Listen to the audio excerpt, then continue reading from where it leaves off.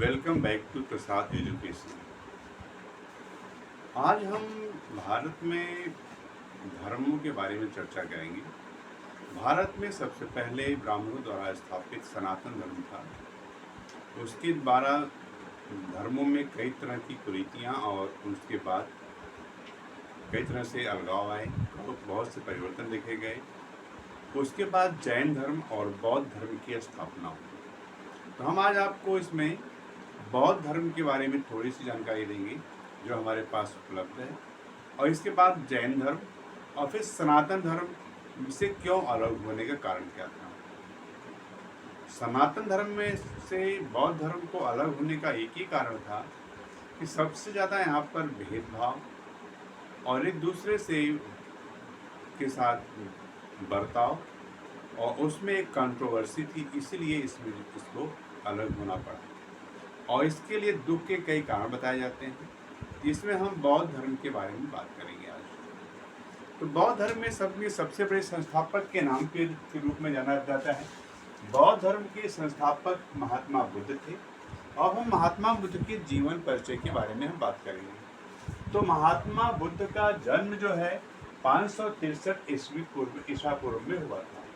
इनके जन्म का स्थान लुम्बिनी कपिलवस्तु है, जो आज के समय में नेपाल में स्थित है।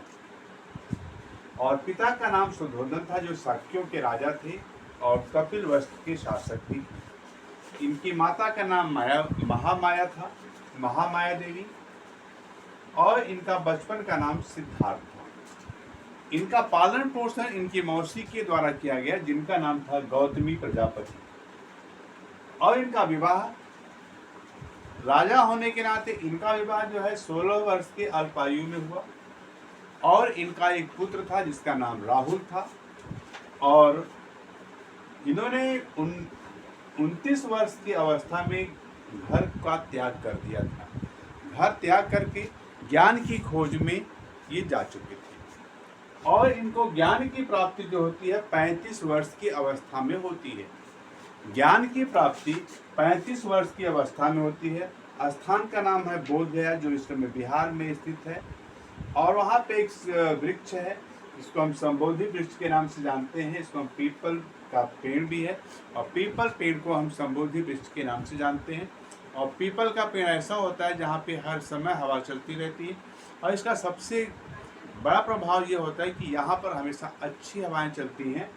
और इनकी मृत्यु का काल का जो समय था 483 ईसा पूर्व था। दिन वैशाख पूर्णिमा था और कुशीनगर में हुआ था। इनका महापरिनिर्वाण हुआ था।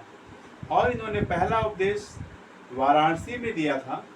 वाराणसी के सारनाथ स्थित में दिया था, जहाँ पे सारनाथ स्तूप के द्वारा वहाँ पर उसकी रचना भी की गई है। वहाँ पर एक बड़ा म्यूजियम है, जहाँ पर इनके जीवन के पूरे जीवन काल में जीवन परिचय को बहुत अच्छे से दर्शाया गया है। और यहाँ पर इन्होंने समानता के विचार को अपने धर्म में सबसे ज़्यादा महत्व दिया है। भगवान बुद्ध के हिसाब से या गौतम बुद्ध के हिसाब से दुख के सबसे बड़े कारणों के में जो जिसका बात कहा गया है, जिज्ञासा और तृप्ति बताया है। अगर आपको किसी चीज़ की बहुत ज़्यादा लालसा होती है, बहुत बड़ी इच्छा होती है, जैसा कि कहा गया है इच्छाओं की कोई कमी नहीं होती, इच्छाएं कभी किसी की मरती नहीं है, इच्छाएं कभी पूर्ण नहीं होती हैं। हम जितनी बड़ी इच्छा रखें उसके हिसाब से हमें काम करना पड़ेगा, वही हमारे दुख का सबसे बड़ा कारण होता है। अब इनके धर्म के बारे में और भी जानकारियां हैं हमारे पास दी गई हैं। जैसा कि इन्होंने मूल कारण के रूप में बताया है हमें जैन धर्म में और बौद्ध धर्म में हम देखेंगे। जैन धर्म और बौद्ध धर्म में जो समानता के बारे में कहा गया है, जो जैन धर्म के भिक्षुओं में और बौद्ध धर्म के भिक्षुओं में जाकर प्रचार करने की क्षमता बताई गई थी।